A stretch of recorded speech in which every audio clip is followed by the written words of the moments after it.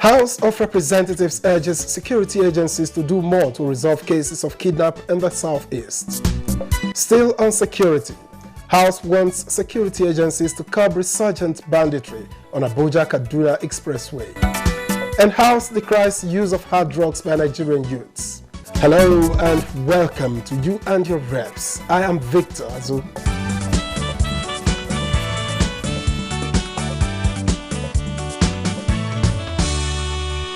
The House of Representatives is urging security agencies to intensify efforts towards resolving security breaches, major among which is kidnapping in Anambra State and indeed the entire Southeast. National Assembly correspondent Lami Ali reports. Legislative proceedings commenced Tuesday with the issue, which came under matters of urgent public importance, from Representative Chris Azubogu.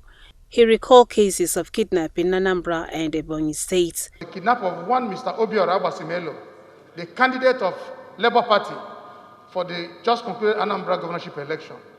He was kidnapped on the 18th of September 2021 in Anambra State. About 5 engineers working with Milan Consultants in Efium, Ebonyi State, that were also kidnapped since 3rd November 2021. The need to address security challenges around waterways in parts of Cross River State was also raised by Representative Alex Ebuna. The lawmakers call for security beef up in all affected areas. 2 bills were passed, including the bill that seeks to prohibit dichotomy and discrimination between first degree and higher national diploma in same professional field for the purpose of employment. A bill to amend the National Business and Technical Examinations Board Act passed second reading. The law establishing NAPTEP has not been upgraded adequately to cover the facts that they are sitting for some of the examinations they seek for. It will curb the menace of unemployment, thereby eliminating all vices associated with this kind of unemployment. Deputy Speaker Ahmed Idris urged lawmakers to work more on improving existing institutions. We should work to protect our corporate integrity as to what we are doing. And I believe research institutions have a lot of window too to make money for the institution and make money for the country through their research programs. House Committee on Health Institutions has submitted the report on the bill seeking to amend the Orthopedic Hospitals Management Board Act.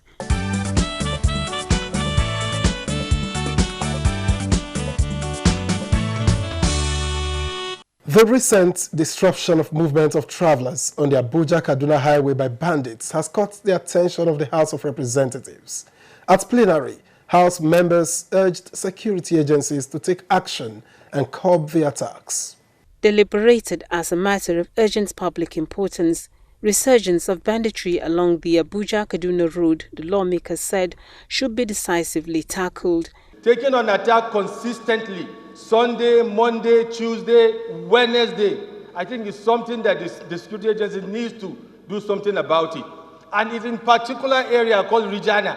And this Regina, there are a series of security reports that that bandits are being grouped in Regina. The House therefore wants a monthly report and quarterly briefing from security agencies on combating insecurity. The House passed a resolution to investigate the non-implementation of the National Cancer Control Plan 2018 to 2022 launched by the federal government as moved by Representative Segun Odebumi. In 2018 alone, Nigeria recorded an estimated of 116,000 new cancer cases with 41,000 mortalities. And since then, the mortality rate keeps increasing. Following a motion from Representative Gudaji Kazauri on implementation of the Presidential Youth Empowerment Scheme, the House mandated relevant committees to interface towards ensuring funding for the scheme, just as it urged relevant government agencies to address the plight of communities in Delta states over devastation caused by ocean surge. The recent surge has not only rendered the residents of the community homeless, but also pose a threat to health of the residents, which may lead to disease outbreak, thus increasing the risk of transmitting COVID-19 as residents has resorted to makeshift settler. 4 bills passed second reading, including a bill to rename University of Ilorin Teaching Hospital, and a bill to establish Federal Polytechnic Ayete in Oyo State. Due to state creation, the annex has now been situated in Kogi State, while the parent owner is situated in Kwara. And this disconnect has led to several problems, like lack of funds. The establishment of this Federal Polytechnic in Ayete will create job opportunities, not only for the indigenes of Ayete, but for all Nigerians. The bill amending Institute of Chartered Chemists of Nigeria Act was passed.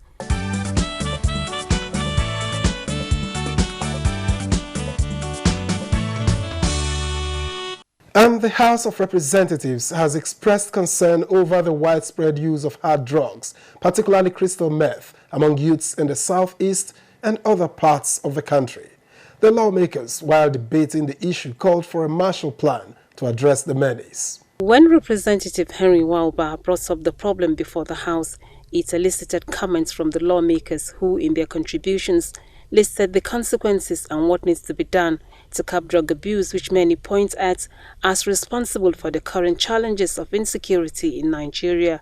Many homes in the southeast are currently facing the dangers and the effects of methamphetamine, nicknamed Mpuru Mmiri. In like 5-10 years' time, if we don't stop it, we're going to have a zombie society, Mr. Speaker. The campaign strategy should involve both the adult and the young person, because it will surprise you that even some adults are involved in this. A paradigm shift is needed because unfortunately we're already going on a downslope. The motion from Representative Isiaka Ibrahim urging investigation into issuance of licenses to job recruiters due to allegations of abuse was adopted. The House is concerned that Nigeria occupies a central position in West Africa as a country of origin, transit, and destination for victims of human trafficking. Also adopted was the motion from Representative Miriam Onuoha on the need to ratify UN Convention on the Rights of Persons with Disability. Implication of non-ratification of this convention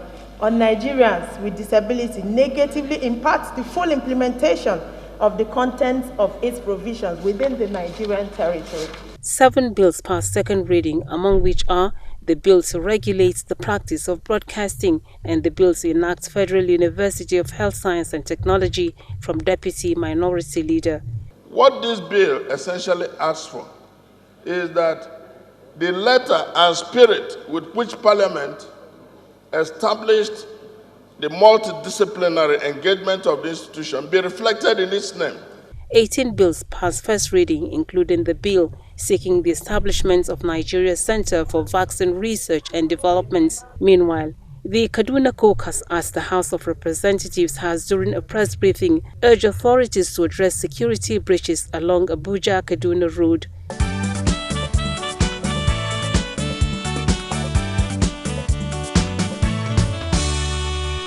Nigeria operates a committee-based legislative system.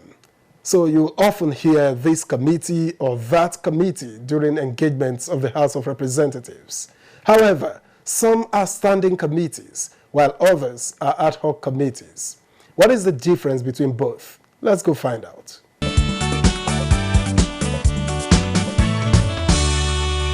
In the House, we have in the standing rules, we have the list of all the standing committees. The tenure of standing committees lasts for the period or for the lifespan of that particular assembly. Every assembly has a number of standing committees. There are instances where certain issues cannot be resolved within the standing committees. So there is a need to create an ad hoc committee. An ad hoc committee is a committee that has a limited number of time. Normally ad hoc committees are given 2 weeks, 3 weeks, 4 weeks to submit their reports. That's why they are ad hoc. They are temporary committees that limited amount of time. Normally they don't exceed 4 weeks. If, however, they find it difficult to complete their assignments within the stipulated time given to them, either 4 weeks or 2 weeks, they now apply for extension of time, which is not normally more than 15 days. No standing committee, having exhausted its time, is given more than 15 days.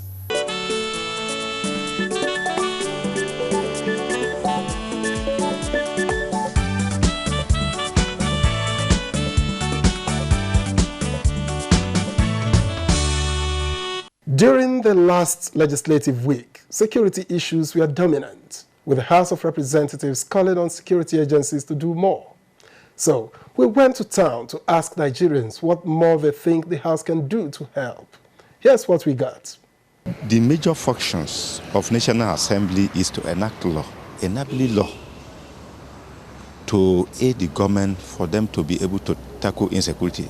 And, there are these issues of this state police and some other things the other time. I think I'm one of the advocates of such state police. And to some extent, if to say we are able to take that security system to the locals, I think everything will go down to a very reasonable extent. Security is everybody's business, and government should try to see what they can do to arrest the situation. They know where they are coming from, and they know where they are. They're supposed to call their village heads, their kings, and everybody, address these issues. You understand? Because whatever is affecting people in the village will also affect them.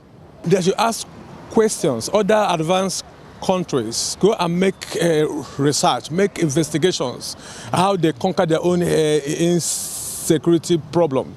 Then they should do the needful. And after they have made research, they should apply whatever result they have gotten from there. One thing is to get result, one thing is to apply it. The issue of unemployment should be tackled very, very well, because we check the reference of the youth around the streets.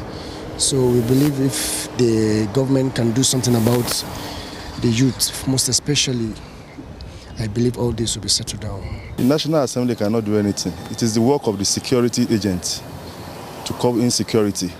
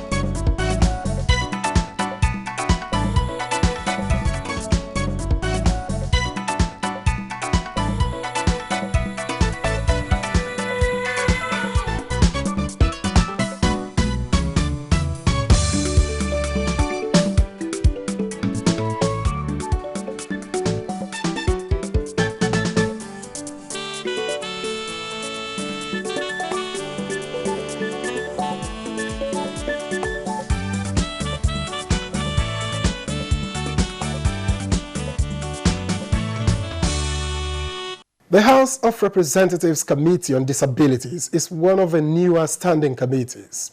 What is its mandate and how has it fared 2 years on?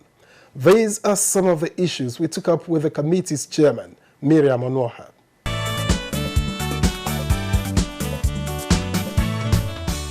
The Committee on Disabilities has a lot of mandate to oversee the budget of the new commission, to drive the domestication of Disability Act in the entire 36 states of the Federation, to also see to it the advocacy and awareness of the intent of the Disability Act.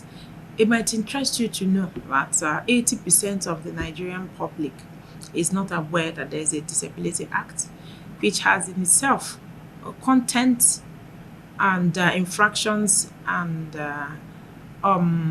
sanctions. So for us as a committee, we are committed to ensure that Nigerians become fully aware of the weight of this law and not to hide behind ignorance.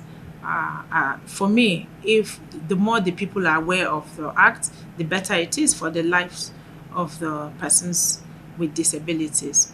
The act has provided for mandatory access for persons with disability to public places, higher institutions, places of worship, places of business, banking halls, healthcare, health facilities, and also free education for persons with disability from primary to secondary education. The Act stipulates a mandatory 5% affirmative action on employment and recruitment for persons with disabilities in MDAs. And that the committee is set out to start our compliance drive and monitoring sessions as soon as possible.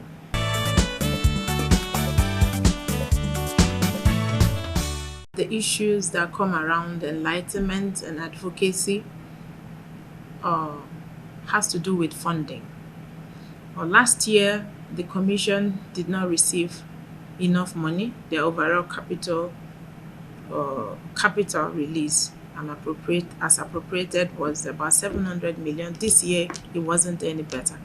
And if we are talking about over 30.5 million persons with disability, that does not speak like persons or like a society that is ready to take the issues and challenges of disability head on.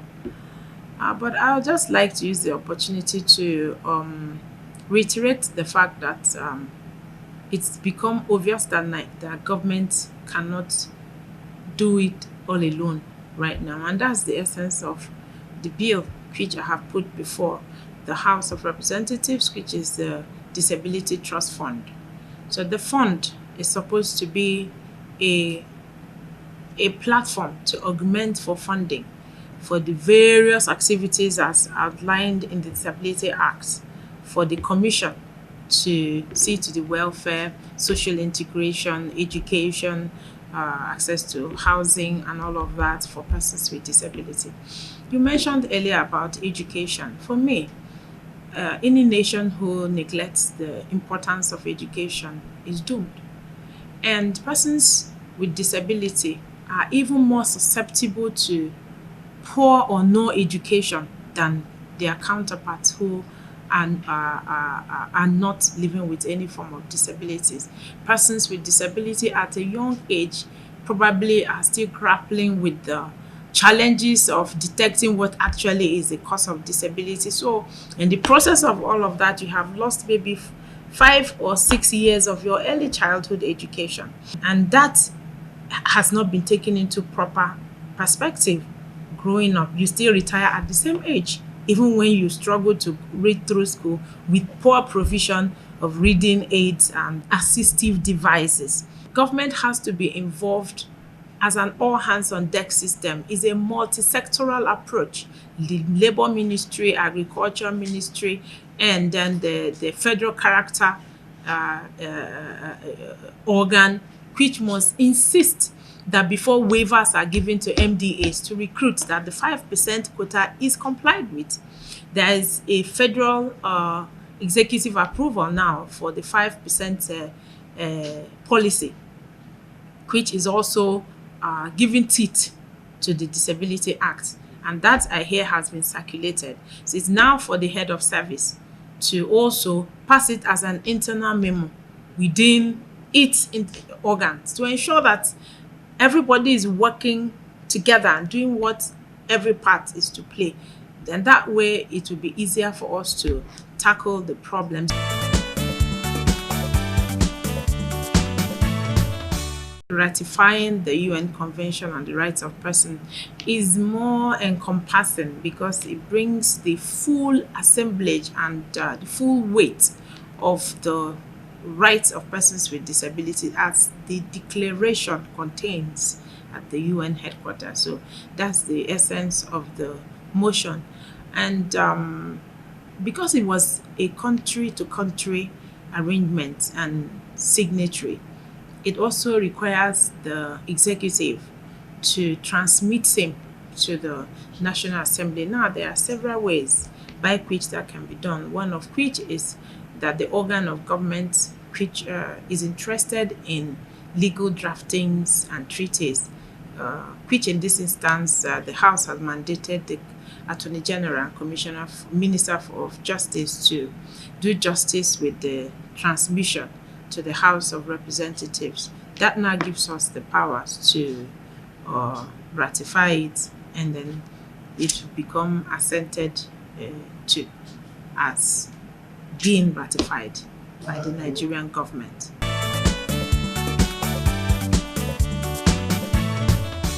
Because the 9th House of Representatives is disability sensitive, every member has seen the need for disability inclusion. This is a decade of action in disability rights and welfare issues. And this is a 21st century issue of global concern for us here in Nigeria, even though many advanced nations have gone very far with their disability rights and issues. But for us in Nigeria, and like you can see, there is always a first time. And what is important is taking the right step. Now Nigeria has passed the Disability Act, and there is even now a commission for the welfare of the persons with disability. So it would be good to put these things together so that there's no content of the UN convention that is missing out, and that there will be no loophole for international players or major stakeholders in the disability system to see as an opportunity to give less to Nigerian people.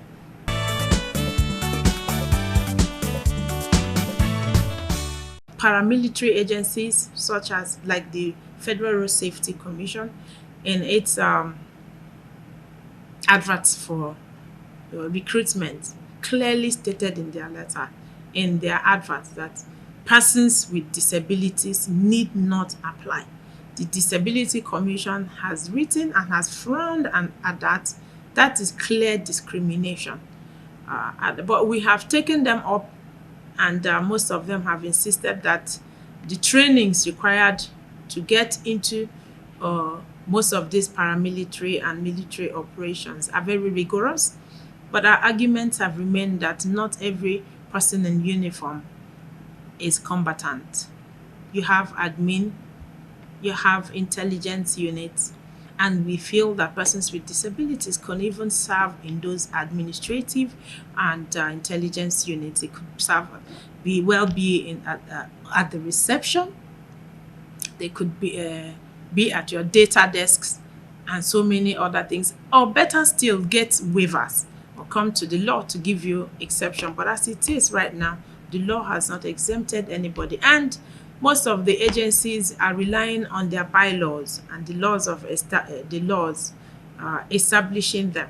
But that is different from the Disability Act and the Constitution, which clearly states that no individual or no citizen of this country should be discriminated upon by your status, your of any kind, and no bylaw or act can become supreme to the Constitution. So we have had an engagement with some of them, and we'll continue to engage with them to see areas where they can look to the issues of unemployment within the disability market.